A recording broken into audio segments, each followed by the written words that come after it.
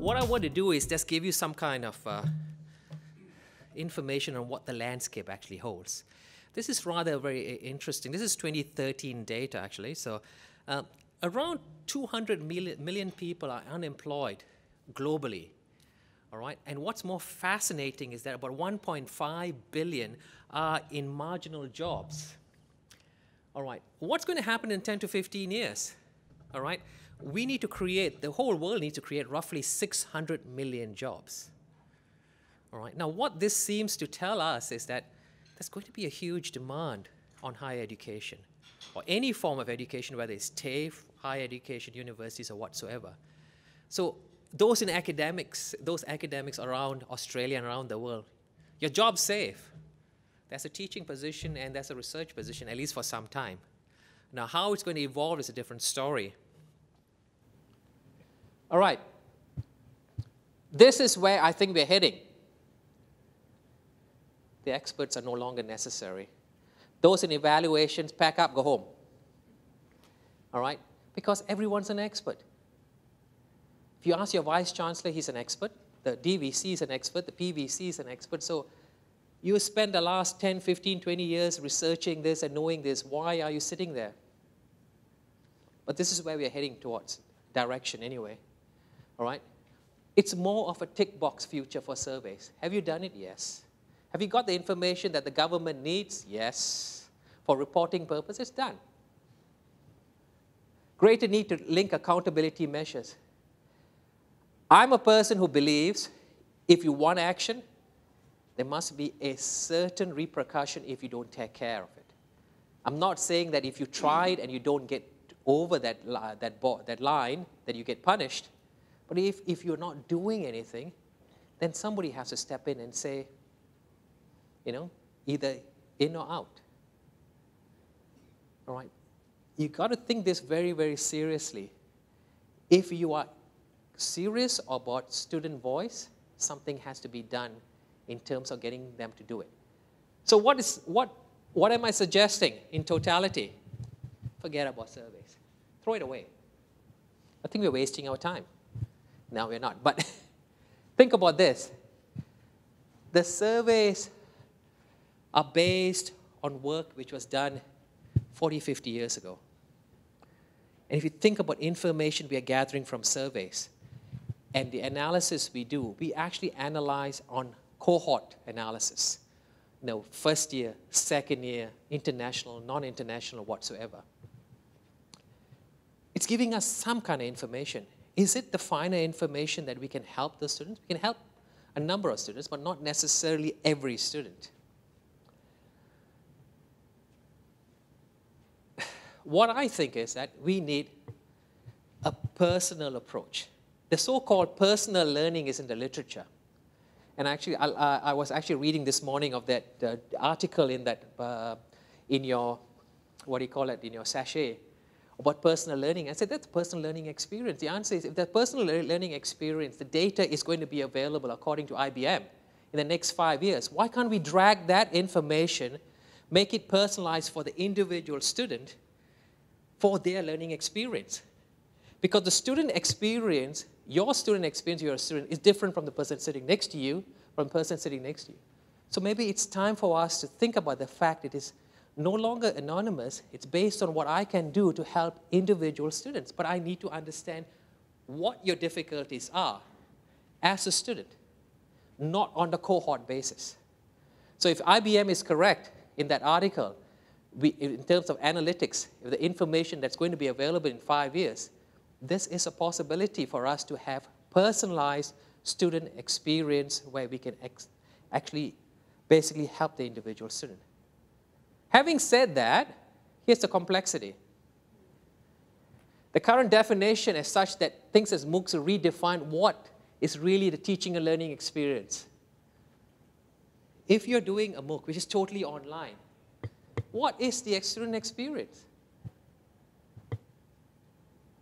I have no idea. Everything is up there, all right? I don't get on campus. I've registered. All I do is do the so-called assignments, and I'm done.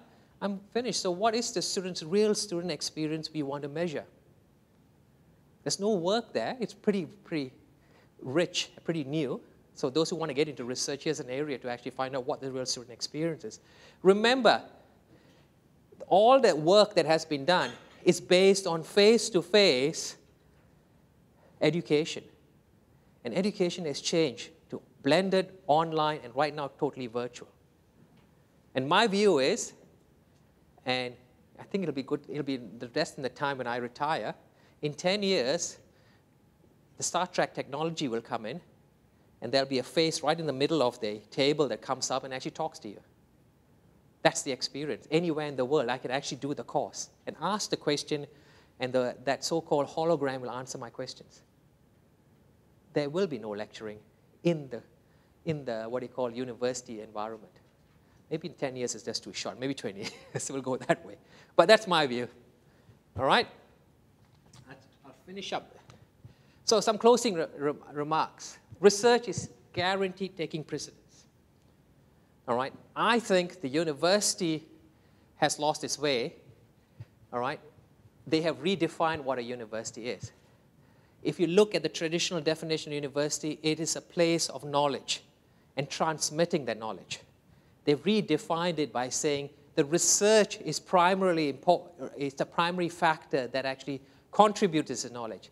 And my argument is, very simply, if you don't train your graduates properly by taking their voice into consideration, you have lost the cohort that will actually go into research because you have shown that you are actually not training them to the level they should be trained. All right? Student voice is and will be a quality reporting measure, at least in the short term. It will be there.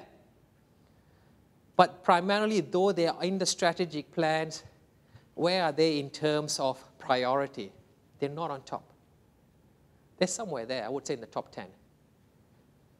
Importance of student voice is governed by the government of the day. If Abbott leaves and Labour government comes in, I got no idea what's going to be. They might say, forget about student voice. Just fill up your university. Research has little or no role in the designer surveys. It hasn't been for a few years. And if you don't believe me, go and ask universities, except for a handful, have you validated your questionnaire? The answer is, some of them will say, what do you mean by validation? Because those who designed it, all right, have no background in survey design. Change to a more personalized student experience is needed. I think that's the way to do. Because I believe that if we have that information, we not only can predict the student experience of the majority of the cohort that's coming in, we can help individual students, especially those at risk, where we have the information, say, this is where you're having difficulty, and we can channel them the right direction. But if you're going in that direction of a personalized student experience, then the university must resource the right areas to help the students. Stepping in is critical. And Curtin University has a great example, students at risk, where they call the students, and many universities have this, and they follow through to the students actually, and they can actually demonstrate retention rate increasing, those students actually getting them. That's what personalized student experience is all about. But we need to bring all that data. So if I were the student, I have my information of who I am, where I come from, what my difficulties are, what my grades are in front of me. So if I'm sitting next to you and I want to help you, I understand the person. It's only my thought. This is my opinion, so you may disagree with me. All right? Those are the references. So my view is, in closing, I would say, I think 10 years surveys are there. Honestly, I think it needs to disappear. I think we're overdoing it. And I think all you need is standardized surveys across the country to get vital information that will help us. All right? Let's forget about tailor-making personalized questionnaires so you can judge me, because I can judge what I'm doing as a teacher. That doesn't count. What's more important is let's get and help the students. And if you can do it, and my early research work has demonstrated, if we can do those changes, we can actually help the students. And I have students, which this was done in the 1990s, who still contact me who have actually completed the degree, gone on to do their master's and their PhD. But if they didn't get that help in that first semester, they wouldn't be where they are. And they acknowledge, and they still acknowledge, and I've got those emails, that was the work in that first semester that made them a successful student. Because we listened to the student voice and actually put that in place.